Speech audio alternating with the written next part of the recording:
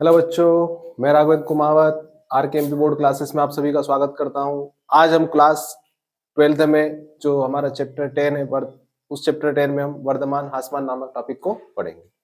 Varthaman हासमान topic जो है काफी सिंपल टॉपिक है।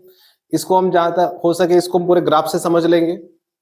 अब वर्धमान हासमान होता क्या है, तो जैसे मैंने क्या करा, बिल्कुल इसको हम ग्राफ से अच्छे से समझते हैं कि मैंने ये बनाया एक्स अक्ष और ये बनाया मैंने वाई अक्ष, ठीक है। और मैंने एक फंक्शन लिया और वो फंक्शन है हमारा एफ एक्स, ठीक है। अब एफ एक्स कोई फलन है और उस फलन का मैं क्या बना रहा हूं, एक कर्व बना रहा हूं, वक्र बना रहा हूं उसका मैं। तो मैंने यहां पर क्या बना, इस तरीके से बनाया, आप खुद देखना जरा। एक फलन का मैंने इस तरीके से ग्राफ बनाया।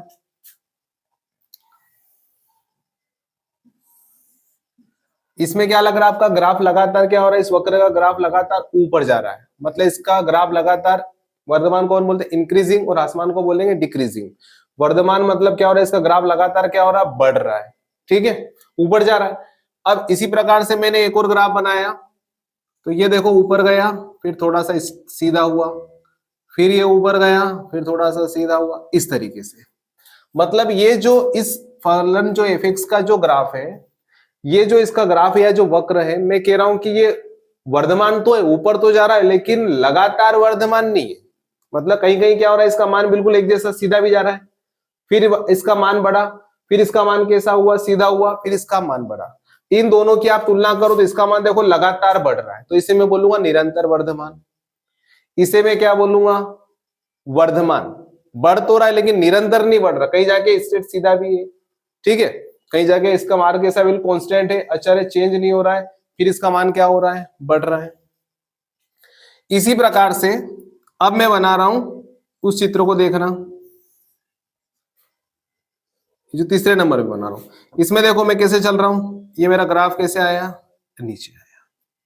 मतलब लगातार मान क्या हो रहा है, कम हो रहा है, कहीं कैसा लगातार, तो इसे मैं बोलूंगा निरंतर हासमान।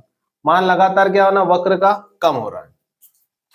अब एक और मैं क्या कर रहा हूं, एक ग्राफ और बना रहा हूं एक फलन का, यहां हम देखते हैं, देखना जरा,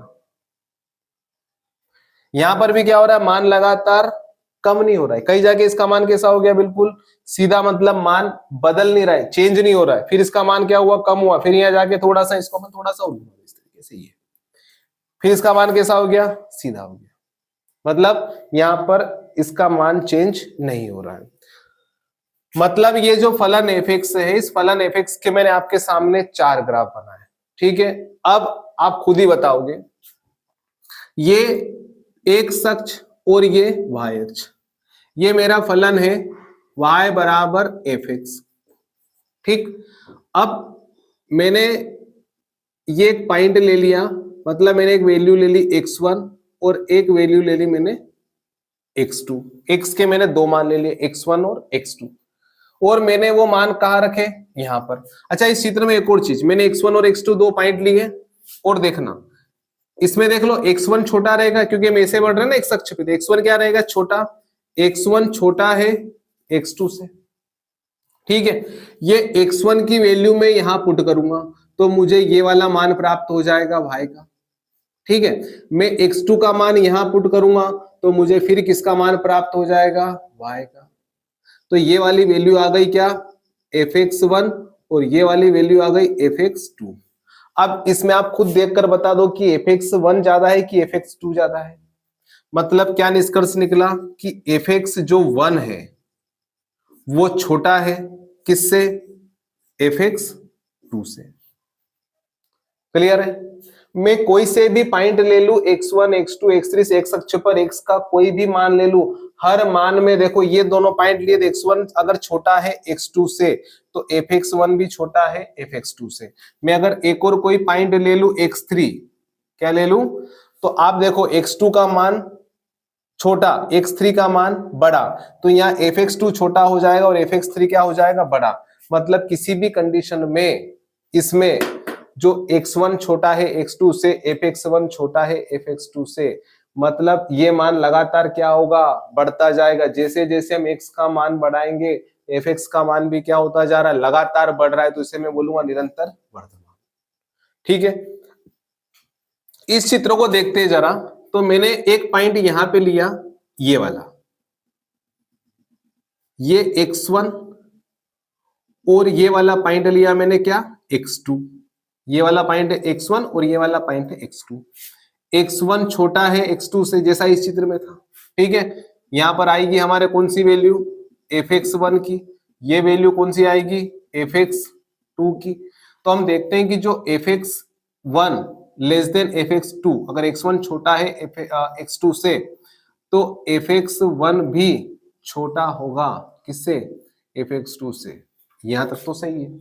लेकिन यहां पर देखो, इस जगह में देखता हूं कि मैंने एक और पॉइंट ले लिया, और वो पॉइंट क्या ले लिया, x3। अब देखो x2 छोटा है x3 से, लेकिन fx2 का मान भी वही आएगा और fx3 का मान भी वही आएगा। मतलब इसमें एक कंडीशन ऐसी भी हो सकती है कि ये दोनों बराबर भी आ सकते हैं। मेरे x2 का मान रखा, x3 का मान रखा, तो दोनों पर fx2 fx3 कैसे आएंगे, इक्वल आएंगे। तो इस कंडीशन में, किस कंडीशन में, वर्धमान वाले केस में x1 अगर छोटा है x2 से, तो fx1 छोटा भी हो सकता है, बराबर भी हो सकता है। मैंने बताया ना, मान अगर बराबर भी हो जाएगा यहाँ पे। अब इस वाले चित्र को देखते हैं जरा। तो ये क्या हो गया, निरंतर वर्धमान। ये वर्धमान तो है, लेकिन कहीं जाके बराबर भी हो सकते हैं मान। इस चित्र में देखो जरा, ये x1 और ये लिया मैंने x2। देखो x1 छोटा है x2 से, लेकिन देखो ये कौन रहेगा भैया, fx1, और ये कौन रहेगा, fx2। तो देखो कौन बड़ा, x1 छोटा है x2 से, लेकिन fx1 बड़ा है fx2 से। ठीक है, तो ये किसकी कंडीशन हो गई, आपकी हासमान। लेकिन किसी भी कंडीशन में देख लो आप, x1 अगर आप यहां पर आप x3 ले लोगे, क्या ले लोगे, तो हमको दिख रहा है कि x3 बड़ा है, लेकिन जो x3 का मान आएगा fx3 वो क्या रहेगा, छोटा रहेगा। जैसे जैसे मैं x का मान बढ़ा रहा हूं, fx का मान क्या हो रहा है, कम हो रहा है। जैसे जैसे मैं क्या कर रहा हूं, इधर x2 बढ़ा रहा हूं, x1 छोटा है x2 से, तो fx1 बड़ा हो रहा है किससे, fx2 से। तो ये किसकी कंडीशन हो गई, हासमान की। इस चित्र में और कौन सा हासमान, निरंतर हासमान। अब इस चित्र को देखो,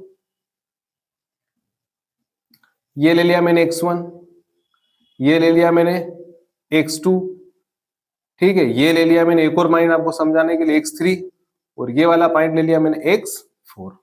इस चित्र में देखो जरा, x1 छोटा है x2 से, लेकिन मैंने जैसे इस फंक्शन में, इस fx में क्या पुट करा, इस फंक्शन में मैंने x1 पुट करा तो मुझे आ गया fx1। इस फंक्शन में जैसे मैंने x2 पुट करा तो मुझे प्राप्त हो गया fx2। ठीक है, अब देखो कौन ज्यादा, fx1 ज्यादा है, fx2 कम है। तो fx1 ज्यादा है, fx2 कम है। लेकिन कुछ केस ऐसे भी आ जाएंगे, इस केस में देखो जरा, कि x3 छोटा है x4 से, लेकिन अगर मैं वैल्यू निकालूंगा तो ये आ जाएगा fx3, ये आ जाएगा कौन, ये कौन आ जाएगा आपका fx4, कौन आ जाएगा। लेकिन दोनों कैसे रहेंगे, fx3 और fx4 बराबर रहेंगे। समझ रहे हो। तो इस चित्र से ये निष्कर्ष निकला कि जो निरंतर वर्धमान होगा उसमें x1 छोटा है x2 से, तो fx1 भी छोटा होगा fx2 से। लेकिन सिर्फ निरंतर नहीं है, सिर्फ वर्धमान है, तो वो इक्वल भी हो सकते हैं, वैल्यू बराबर भी आ सकती है। निरंतर हासमान है तो x1 छोटा है x2 से, तो fx1 बड़ा होगा fx2 से, बराबर कभी नहीं होंगे। लेकिन यहां पर जाके देख रहे हैं कि ये वक्र कभी कभी बराबर भी हो सकता है। तो इसमें x1 छोटा रहेगा x2 से, लेकिन fx1 बड़ा होगा या बराबर होगा fx2 से। ठीक है, तो इसमें लिखना क्या है, अब मैं आपको लिखना सिखा देता हूं। मैं लिखूंगा, बोलूंगा, आप लोगों को उसको क्या करना है, लिखना है। ठीक है, तो मैंने जैसे इस वाले निरंतर वर्धमान की अगर इस चित्र से मैं परिभाषा बोलूं, तो मैं बोलूंगा कि यदि fx कोई फलन है, यदि fx कोई फलन है, तब ये फलन विवृत अंतराल, कौन से अंतराल, विवृत अंतराल, और विवृत अंतराल को हम बोलते हैं ओपन इंटरवल। विवृत अंतराल I में निरंतर वर्धमान होगा यदि x1 less than x2 implies fx1 less than fx2। क्या बोला मैंने वापस कि एक फलन fx विवृत अंतराल I में निरंतर वर्धमान होगा यदि x1 less than x2 implies fx1 less than fx2। ठीक है, ऐसा कैसा किसमें, वर्धमान में, ये निरंतर वर्धमान था, ये वर्धमान में, तो ऐसा कैसा इसमें क्या लिखेंगे कि एक फलन fx उसी विवृत अंतराल I में, एक फलन fx विवृत अंतराल I में वर्धमान होगा यदि x1 less than x2 implies fx1 less than and equal fx2। ठीक है, अब इसके बाद इसकी बात करते हैं, किसकी, निरंतर हासमान की। ठीक है, कि एक फलन fx विवृत अंतराल I में निरंतर हासमान होगा यदि x1 less than x2 implies fx1 greater than fx2। ठीक, और अब हासमान के लिए क्या लिखेंगे कि एक फलन fx विवृत अंतराल I में हासमान होगा यदि x1 छोटा है x2 से, implies fx1 या तो बड़ा होगा या बराबर होगा fx2 से। ठीक है, इसका आराम से स्क्रीनशॉट ले लो, और जो मैंने बोला है उसको आप चाहो तो वीडियो को ब्रेक कर करके आप इसको लिख सकते हो। ठीक है, फिर इसके मैं आप लोगों के एक दो इस टाइप के सवाल करवा देता हूं, जल्दी से ले लो फोटो। अब इस टाइप के जो हम सवाल करेंगे ना, इसमें आपको स्पेशली सवाल लिखा हुआ आएगा परीक्षा में कि आपको अवकलन का प्रयोग करे बिना दर्शाना है कि ये सवाल जो है निरंतर वर्धमान या हासमान है। ठीक है, इसको मैं हटा रहा हूं सवाल को। बिल्कुल अच्छे से इसको देखना, समझना, आपको समझ में आ जाएगा। बिल्कुल सिंपल चैप्टर है और ज्यादा दिक्कत वाला चैप्टर नहीं है। एक दो सवाल हम करेंगे, उसके बाद अपने आप इसमें प्रैक्टिस हो जाती है। जैसे एक क्वेश्चन है आपका,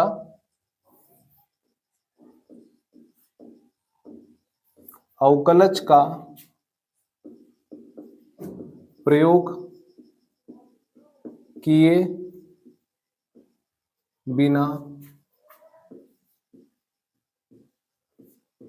सिद्ध करो कि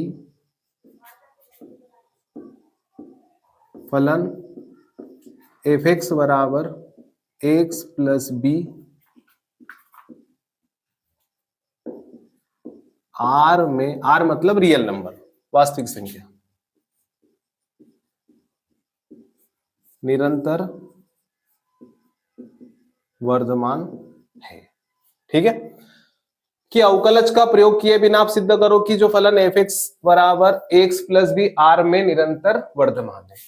अभी निरंतर वर्धमान की मैंने शर्त लिखी थी निरंतर में कि अगर x1 छोटा है x2 से तो fx1 भी छोटा होगा fx2 से, निरंतर वर्धमान। और अगर वर्धमान बोलता तो यहाँ लेस देन के साथ क्या आ जाता, इक्वल भी आ जाता। ठीक है, अब आपको अंतराल क्या दे रखा है कि R में, R मतलब रियल नंबर, तो ये जो हमारे x1 x2 जो है ना, ये किस में से आते हैं, इस रियल नंबर में से आते हैं। ठीक है, तो सबसे पहले मैंने क्या लिखा और उसने कुछ दिया क्या, हाँ एक चीज उसने और बोली है कि जो उसने और लिखा है कि ये जो a है, ये a क्या है, ग्रेटर देन 0, मतलब a कोई भी पॉजिटिव नंबर है। ठीक है, धनात्मक संख्या है। अब इसको मेरे क्या करना है, सिद्ध करना है, इसको प्रूफ करना है। तो सबसे पहले मैंने माना कि x1 छोटा है x2 से, ये चीज मैंने मान ली कि मैंने दो x1 x2 और x1 x2 मैंने किसमें से लिए, R में से लिए, मतलब x1 x2 belongs to R, x1 x2 किसमें से आ रहे हैं, रियल नंबर में से आ रहे हैं, और x1 छोटा है x2 से। अच्छा, अब x1 छोटा है x2 से और मैं दोनों तरफ क्या कर दूं, मैं दोनों पक्षों में a से गुणा कर दूं। किससे गुणा कर दूं, a से। तो जब a एक पॉजिटिव नंबर है और दोनों पक्षों में अगर मैं a से गुणा कर दूंगा तो भी क्या होगा, x1 छोटा ही होगा x2 से। जैसे मैंने बोला 2 छोटा है 3 से, और मैंने दोनों तरफ किससे गुणा कर दिया, 5 से गुणा कर दिया, तो भी कितना आया, 10 छोटा है 15 से। फिर मैंने क्या करा, यहां तक तो आ गए, अब यहां तक देखो, इसमें एक चीज और क्या आ रही है, बी। मैंने क्या करा, या करके दोनों साइड मैंने प्लस बी को भी जोड़ दिया। किसको जोड़ दिया, दोनों तरफ मैंने प्लस बी को। अब जैसे ही मैंने दोनों तरफ प्लस बी को जोड़ा, तो देखो ये आपका क्या बन गया बेटा, इससे फलन की परिभाषा से क्या बन गया ये, देखो इसको, एफ एक्स बराबर है ए एक्स प्लस बी, तो ये है A x one plus B, तो ये बन गया F x one less than F x two. कहां से लिखा मैंने ये, फलन की परिभाषा से, ठीक है। लास्ट में अर्थात हम क्या लेकर चले थे, दैट इज हम लेकर चले थे x1 लेस देन है x2 के, इंप्लाइज मैंने क्या लाकर शो कर दिया, fx1 लेस देन fx2, ठीक है। और जैसे ही अगर मैंने कंडीशन ले आई तो मैं लिख सकता हूं क्या, कि जो अतः जो हमारा फलन fx है, अतः जो फलन fx है वो r में क्या है, निरंतर वर्धमान है, निरंतर वर्धमान है, ठीक है। स्ट्रिक्टली इंक्रीजिंग फंक्शन है, किसमें, रियल नंबर आर में, ठीक है। जल्दी से ले लो इस सवाल का स्क्रीनशॉट जल्दी से, फिर हम अगला सवाल देखते हैं।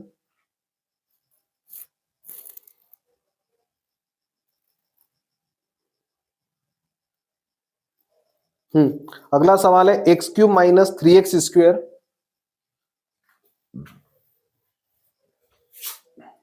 X cube minus three x square, x cube minus three x square plus three x minus 100,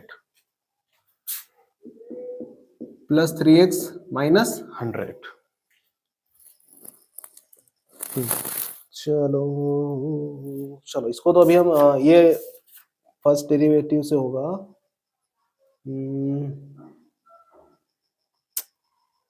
मैं आप लोगों को एक और इसका करा देता हूँ, इसी टाइप वाला, इसको भी रहने दो, इसको जब सेकंड नोट लिखा दूंगा उसके बाद में करवा दूंगा। अगला सवाल मैंने क्या लिखा, एफ एक्स बराबर 2x माइनस 5, इसको भी आपको क्या करना है, सिद्ध करना है कि ये भी क्या है, निरंतर वर्धमान है, ठीक है।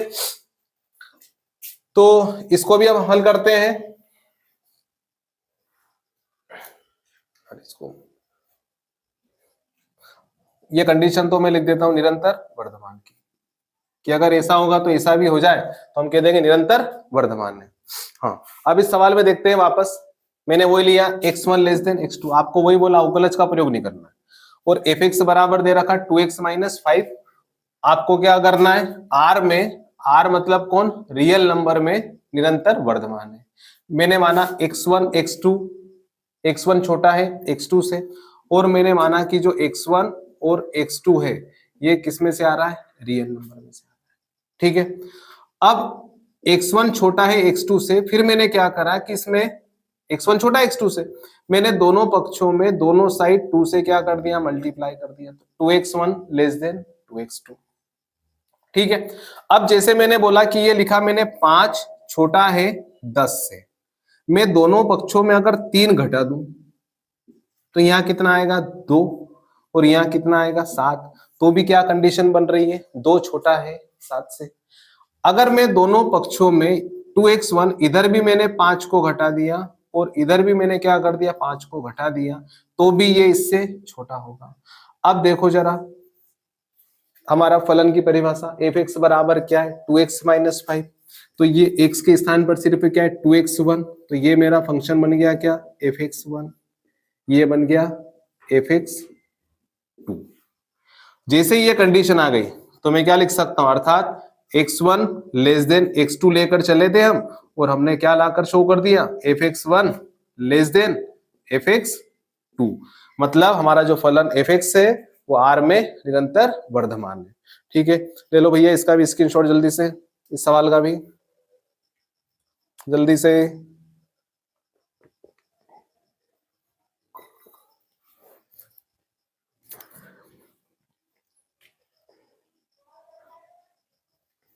ठीक है।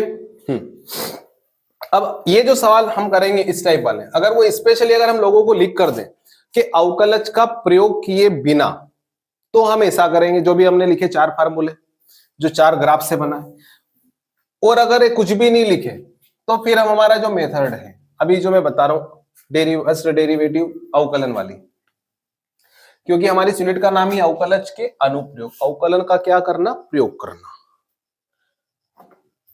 अब मैं जो नोट करके लिख रहा हूं उसको भी आप लोग लिख लेना। अब मैं लिख रहा हूं कि एक फलन एफ एक्स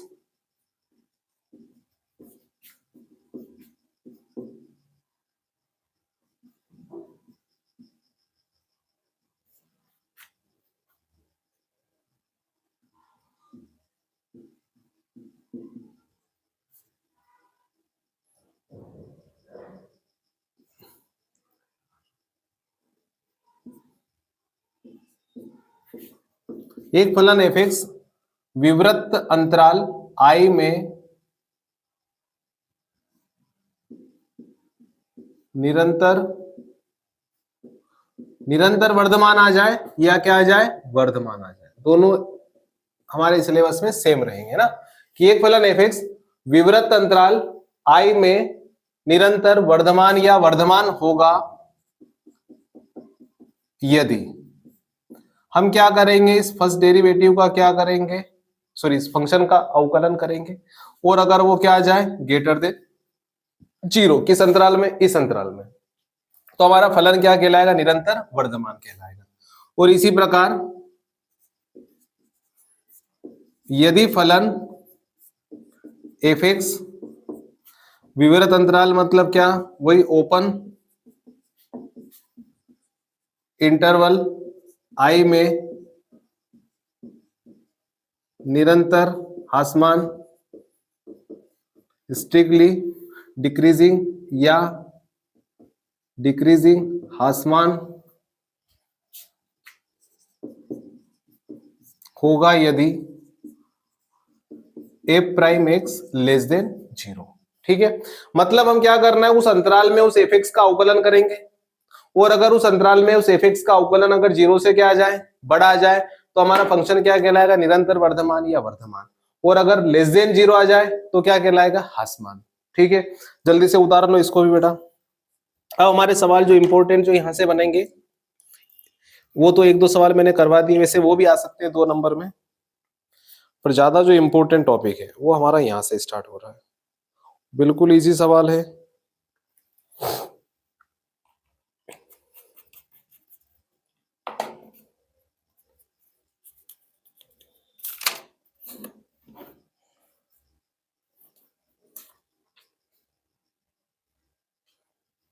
ठीक है, हटा दूं।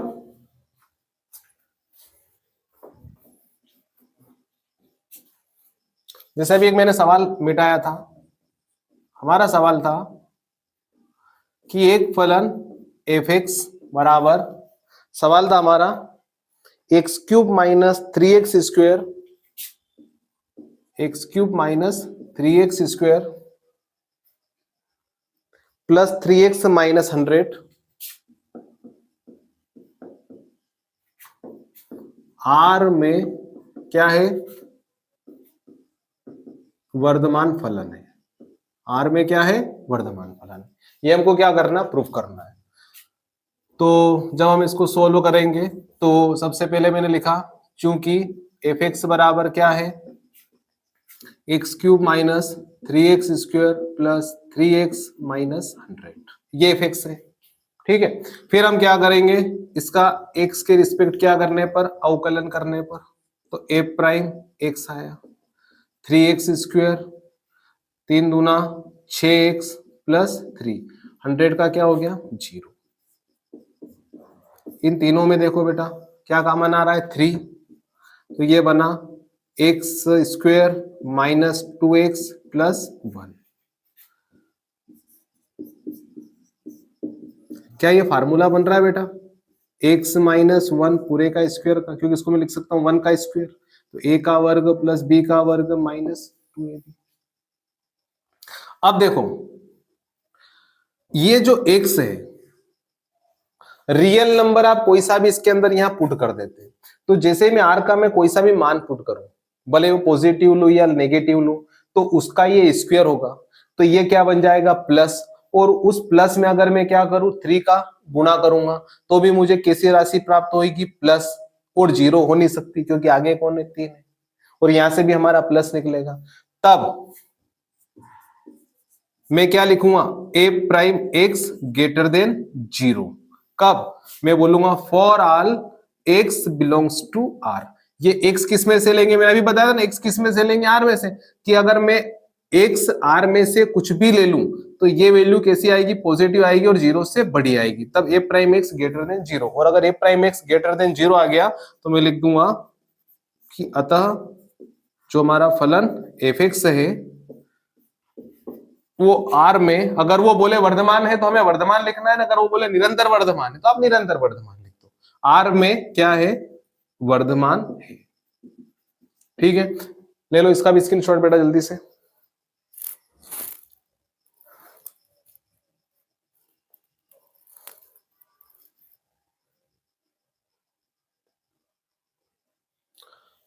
हाँ, अब इस सवाल में तो हमको क्या दे रखा था, अंतराल दे रखा था कि आपको किसमें चेक करना है, इसको आर में चेक करना है, रियल नंबर में।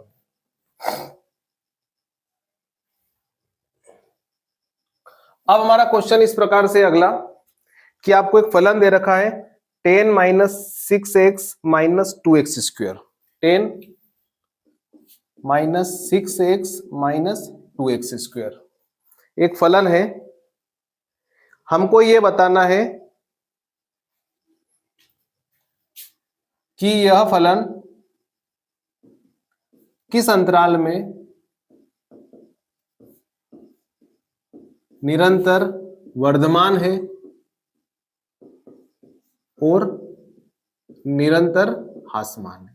हमें वो अब अंतराल ही ज्ञात करना है। ठीक है, एक फलन दे दिया और ये किस अंतराल में निरंतर वर्धमान है और किस अंतराल में निरंतर ह्रासमान है। तब हल करने का तरीका, चूंकि एफ एक्स बराबर क्या दे रखा है 10 minus 6x minus 2x square, तब सबसे पहले तो इसका अवकलन करा तो ए प्राइम एक्स 0 माइनस 6x का 1 हो गया, 2 दूना 4x, मतलब ए प्राइम एक्स बराबर कितना आया, माइनस का 4x माइनस का 6, ए प्राइम एक्स आ गया। फिर मैंने माना ए प्राइम एक्स बराबर 0। देखना अब यहां से अब हमको अंतराल ज्ञात करना है ना, तो मैंने सबसे पहले क्या करा, जो एफ एक्स का एक बार अवकलन कर दिया और ए प्राइम एक्स बराबर क्या रखा मैंने 0, तो ये लिखा मैंने माइनस 4x माइनस 6 बराबर 0। ठीक, माइनस का 4x बराबर 6, तो x बराबर आया 6 बटे माइनस का 4, इसको कैंसिल करेंगे, 2 दूनी 4, 2 तिया 6, कितना आया माइनस का 3/2। ठीक है, x का मान क्या आ गया मेरे पास, माइनस का 3/2। ठीक, अब मैं क्या करूंगा कि मैंने एक वास्तविक रेखा खींची। हमारी जो वास्तविक रेखा होती है, वास्तविक रेखा जो अपन खींचते हैं ना, जैसे यहाँ पर है 0 1 2 3 4, तो इधर कहां तक जा रही है, तो ये अनंत तक जा रही है, इधर कहां तक जा रही है, तो ये माइनस इंफिनिटी तक जा रही है। ठीक है, अब इसमें ये -3/2 बेटा किधर आएगा, तो ये -3/2 समझ लो, यहाँ पर 1 आ रहा है, यहाँ पर 2 आ रहा है, तो 3/2 मतलब 3/2 कितना होता है 1.5, 1.5, तो ये किसके बीच में, यहाँ कहीं भी ले सकते हैं इसको, ये लिखा मैंने क्या -3/2। तो ये x बराबर -3/2 आ गया। तो ये जो मेरा एक वास्तविक रेखा थी -इंफिनिटी से इंफिनिटी, इस रेखा को ये बिंदु कितने भागों में बांट रहा है, तो ये बिंदु 2 भागों में बांट रहा है, तो -इंफिनिटी से -3/2 और एक -3/2 से इंफिनिटी। ठीक है, तो अब मैं लिखूंगा यहां -3/2 कौन सी रेखा को, वास्तविक रेखा को 2 भागों में या 2 अंतराल लिख लो, 2 अंतराल में विभाजित करता है, 2 अंतराल में विभाजित करता है।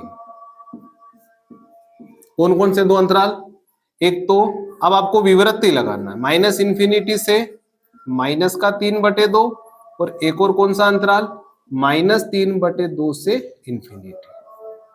ठीक है, अब ये मेरे पास 2 अंतराल आ गए। अब मुझे ये बताना है कि किस अंतराल में ये निरंतर वर्धमान है ये फलन, और किस अंतराल में ये निरंतर ह्रासमान है। अब हमको ये चेक करना है, ठीक है। अब इसको चेक करने का तरीका देखते हैं। तो अब इसका चेक करने का तरीका बनाते हैं। तो देखना, मैं एक टेबल बनाऊंगा।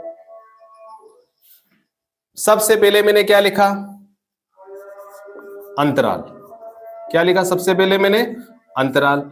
अंतराल हमारे पास कौन कौन से है बेटा, एक तो माइनस इंफिनिटी से -3/2, और एक और अंतराल कौन आया, -3/2 से इंफिनिटी।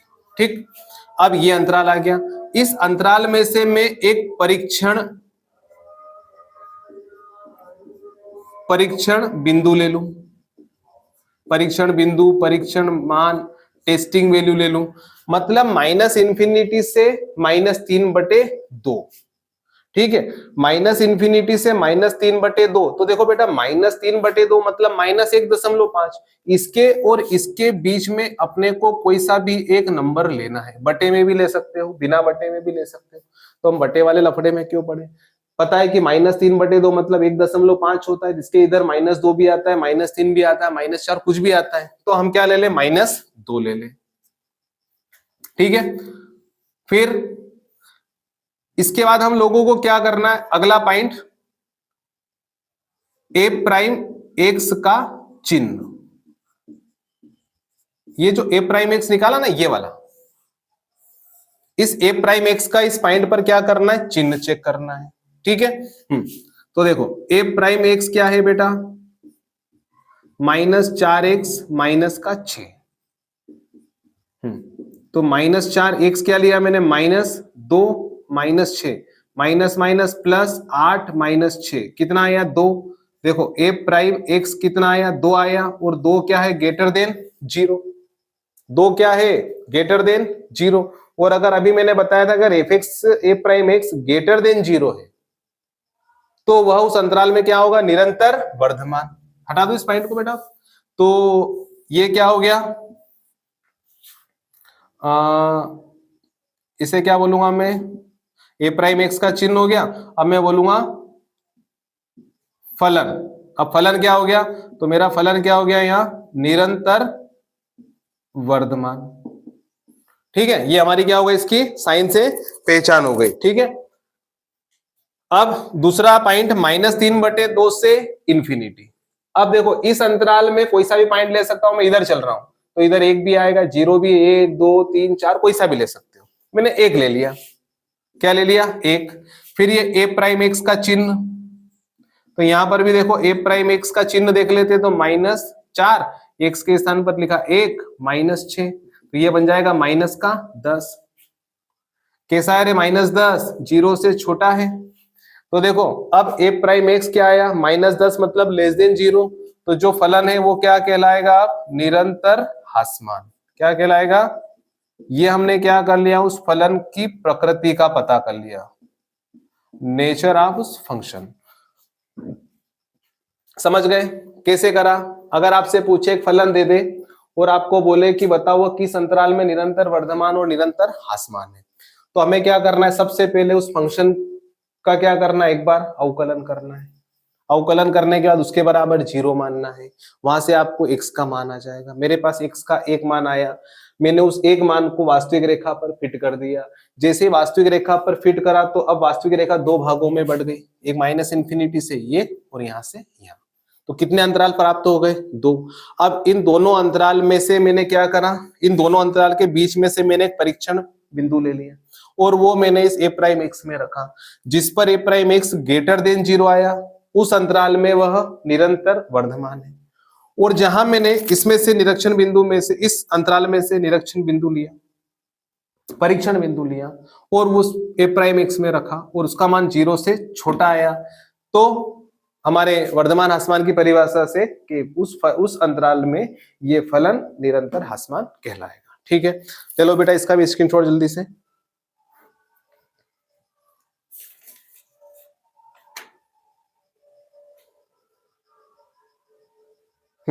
हो गया। अब अगला दे रखा है हमारा सवाल, हमको दे रखा x² - x + 1। फंक्शन क्या दे रखा है, F x square minus x plus one, अंतराल भी दे रखा हमको, अंतराल -1 से 1 में वो कह रहा है न तो वर्धमान है और ना ही क्या है, ह्रासमान है। हमारा ये सवाल अगला।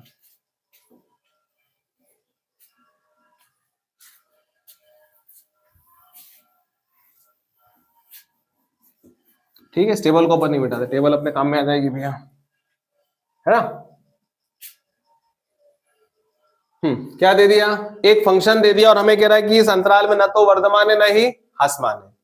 तब सवाल करने का तरीका सबसे पहले क्या, चूंकि एफ एक्स बराबर लिखा क्या, x square minus x plus one, फिर इसका एक बार क्या करा अवकलन, तो क्या आ जाएगा 2x माइनस वन, फिर क्या माना ए प्राइम एक्स बराबर 0।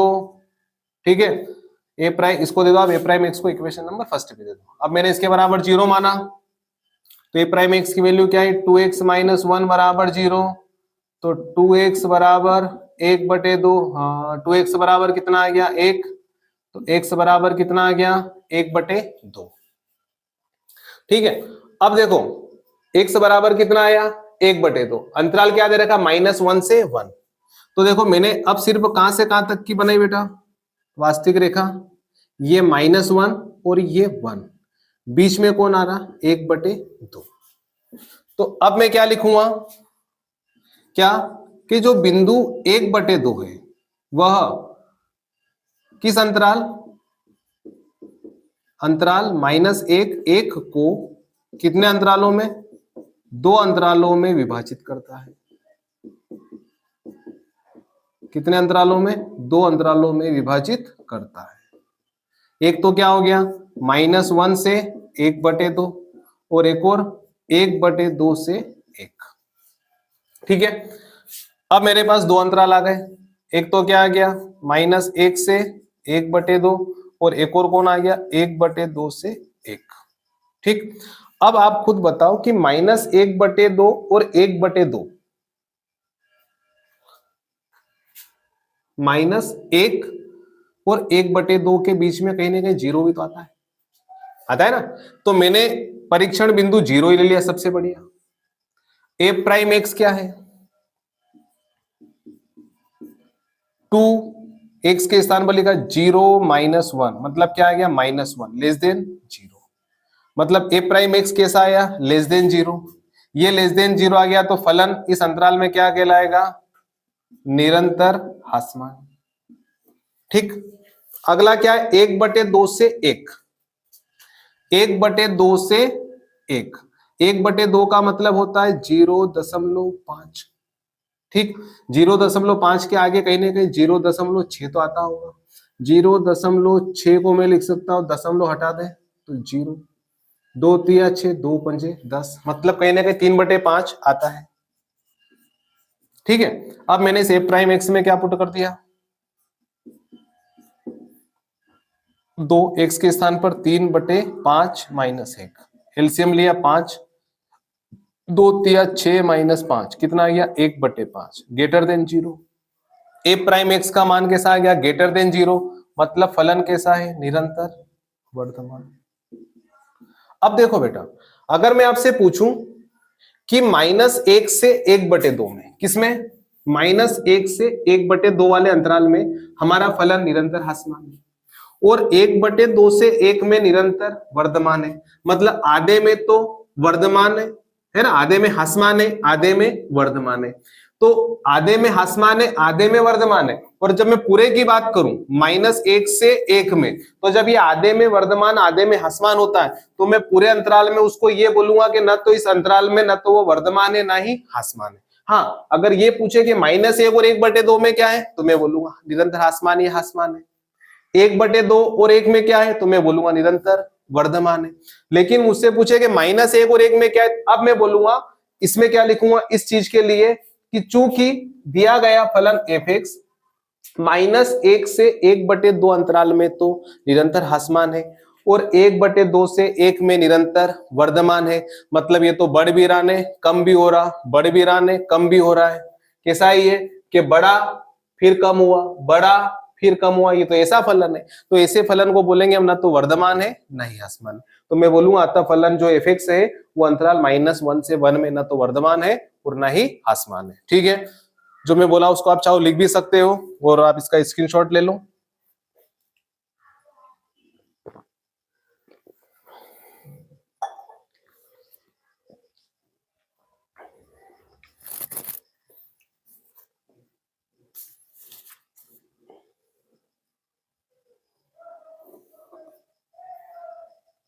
अब एक सवाल है हमारा, एक फलन दे रखा है f(x) बराबर sin x plus cos x। Important सवाल है। अब लाइन से दो इंपॉर्टेंट सवाल ही आ रहे हैं और ज्यादातर सवाल वही पूछे जाते हैं एमपी बोर्ड में।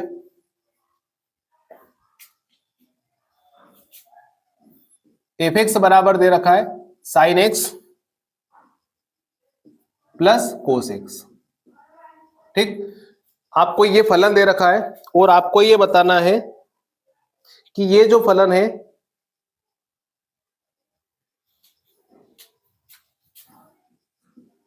अंतराल दे रखा है 0 less than and equal x less than and equal 2 पाई में निरंतर वर्धमान है या निरंतर ह्रासमान है, ये हमको चेक करना है। इसको ऐसा कर सकते हैं, जांच कीजिए।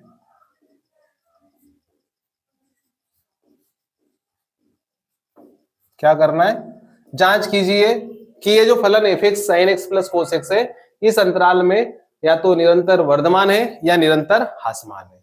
ठीक है, तो मैं लिखूंगा सबसे पहले दिया गया फलन f(x) बराबर क्या दे रखा है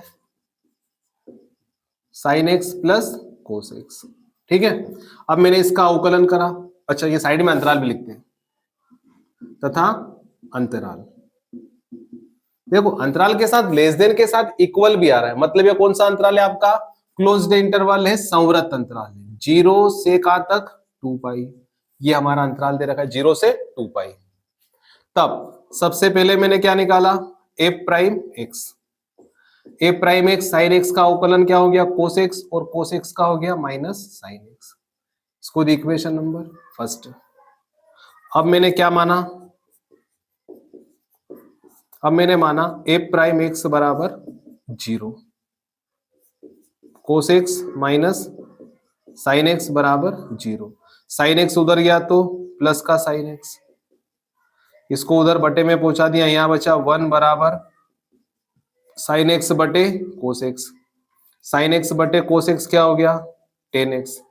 अब ये जो 1 है, अगर मैं x की वैल्यू निकालूं तो 1 10 में किस किस की वैल्यू 1 होती है, तो एक तो होती है 10 पाई बाय 4 की, और एक और 1 होती है 10 पाई बाय 4 की। किसकी होती है 10 5 पाई बाय 4, 225 की।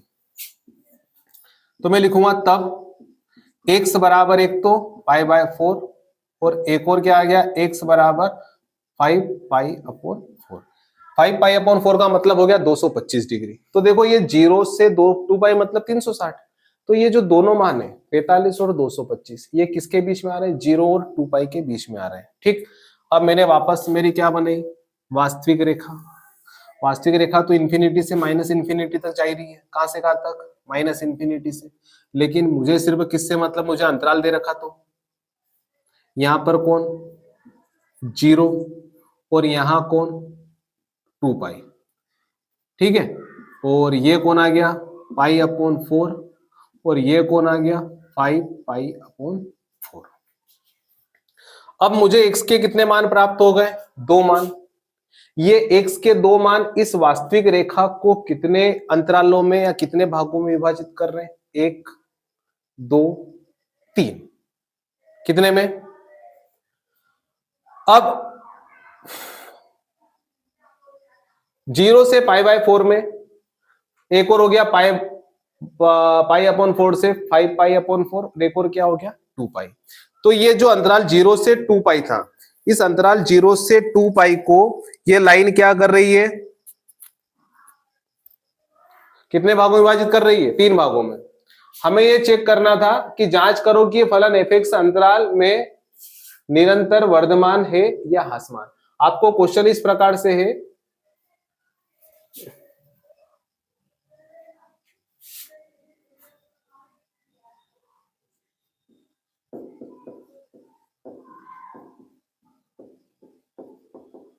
मतलब आपको ये दे रखा है कि ये जो फलन है ना, आपको 0 से 2 पाई में, 0 से 2 पाई में किसमें ये वर्धमान है और किसमें ह्रासमान है। हमको ये नहीं बताना कि ना तो वर्धमान है ना ही ह्रासमान है। अब देखो वही परीक्षण की टेबल बना लेते हम लोग। यहां पर आ जाएगा क्या, थोड़ा सा टेक्निकल इशू आ गया था तो वो सवाल थोड़ा सा मैंने उसको वापस फिर से लिखा है।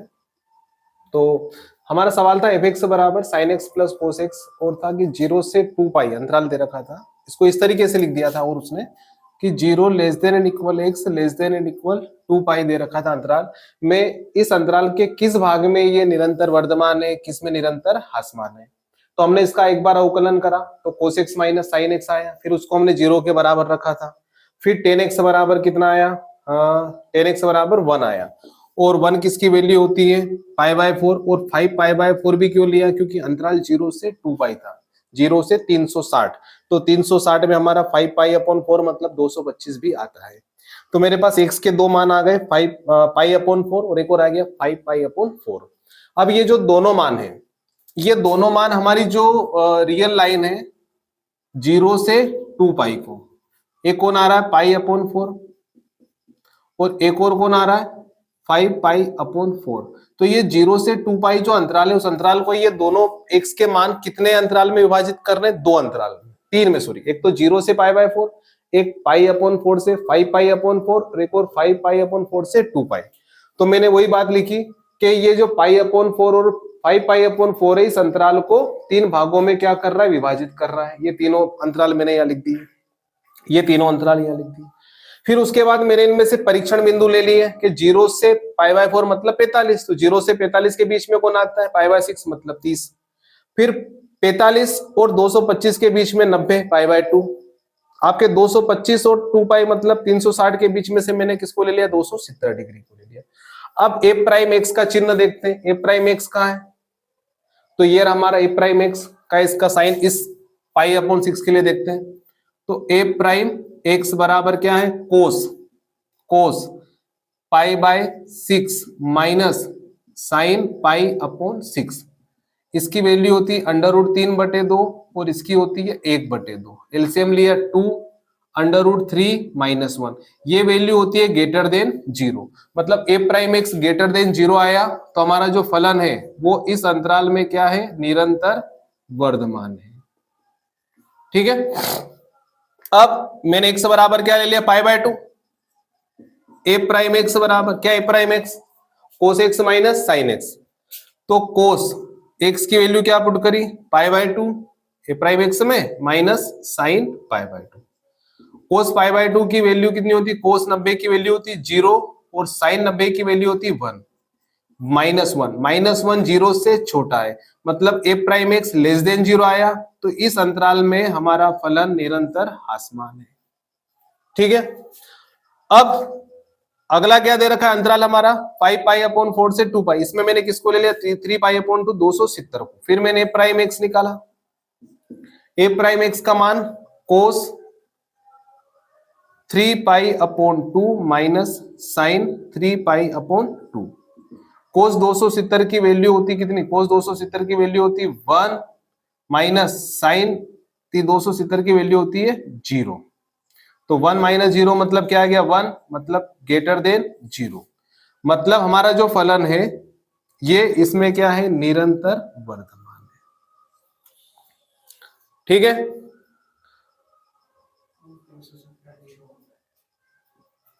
हाँ सॉरी, cos 270 की वैल्यू 0 होती है और साइन 270 की वैल्यू 1 होती है, तो ये कितना बन गया -1, cos 270 की वैल्यू -1, सॉरी, तो माइनस माइनस क्या हो गया +1, तो ये +1 क्या हो गया ग्रेटर देन 0। तो हमारा जो फलन है वो ए प्राइम एक्स की वैल्यू क्या आ गई माइनस माइनस +1 मतलब ग्रेटर देन 0। तो हमारा फलन निरंतर क्या हो गया वर्धमान हो गया। तो अब आपसे पूछे किसमें, तो इस अंतराल में हमारा फलन निरंतर वर्धमान है, इसमें निरंतर ह्रासमान है और इसमें निरंतर वर्धमान है। ठीक है,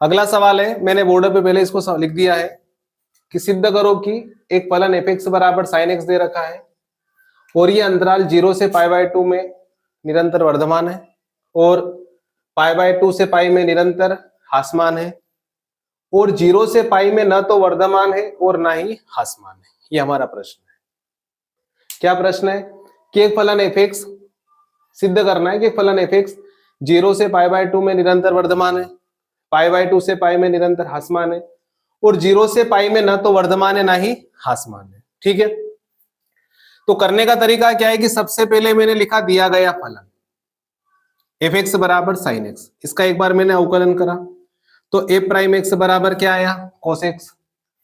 अब ए प्राइम एक्स बराबर कोस एक्स आया तो देखना, अब अगर ए प्राइम एक्स का मान अगर ग्रेटर देन 0 आ जाए तो निरंतर वर्धमान, लेस देन 0 आ जाए तो निरंतर ह्रासमान।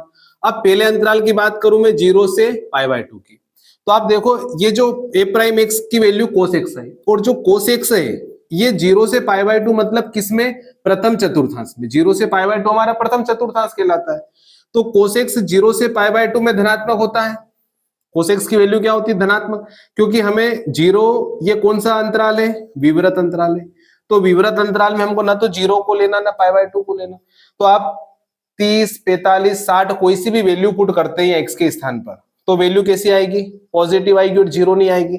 मतलब कोस एक्स का मान कैसा आ रहा है 0 से बड़ा आ रहा है, तो कोस एक्स का मान 0 से बड़ा मतलब ए प्राइम एक्स ग्रेटर देन 0, ए प्राइम एक्स ग्रेटर देन 0, तो हमारा फलन एफ एक्स इस अंतराल में क्या हो गया निरंतर वर्धमान हो गया। ठीक, वापस अपन क्या चलते हैं ए प्राइम एक्स की वैल्यू क्या कोस एक्स। अब मैं किस में चलता हूं किस अंतराल में π/2 से पाई वाला सिद्ध करते हैं, तो π/2 से पाई मतलब कौन सा चतुर्थांश सेकंड चतुर्थांश, और सेकंड चतुर्थांश में क्या होता है बेटा कि ए π/2 से पाई ए एस साइन पॉजिटिव रहता है बाकी सब नेगेटिव, तो सेकंड चतुर्थांश में कोस एक्स क्या रहता है नेगेटिव रहता है, तो कोस एक्स का मान ऋणात्मक, तो ए प्राइम एक्स ऋणात्मक, ये ऋणात्मक मतलब लेस देन 0, मतलब हमारा जो फलन एफ एक्स है वो π/2 से पाई में क्या है निरंतर ह्रासमान है। ठीक है, तो हमने देखा कि ये जो हमारा फलन एफ एक्स है वो 0 से π/2 में तो क्या है निरंतर वर्धमान है, π/2 से पाई में निरंतर ह्रासमान है। ये लिखा मैंने कि फलन एफ एक्स अंतराल π/2 से पाई में, यहाँ लिखा फलन एफ एक्स 0 से π/2 में निरंतर वर्धमान है, π/2 से पाई में निरंतर ह्रासमान है। तो इन दोनों अंतराल को मिलाकर एक अंतराल बनाऊं तो 0 से पाई, तो आधे में तो वर्धमान है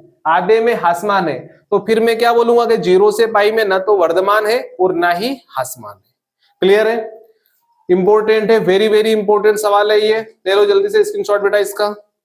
ठीक है, तो ये हमारा जो वर्धमान वाला टॉपिक पूरा समाप्त हो चुका है, वर्धमान ह्रासमान। मैंने जो सवाल करा है इसमें से ही तुम्हारा सवाल बनेगा, एक दो सवाल अगर आप चाहो तो और एक्स्ट्रा एनसीईआरटी बुक में से लगा सकते हो, पर ये वाला जो सवाल है बहुत बार पूछा गया है, आपको इसको करना ही है। ठीक है, और अगर आपको मेरी वीडियो अच्छी लगे तो लाइक करें, सब्सक्राइब करें, शेयर करें। ठीक है, टाटा बाय बाय बेटा।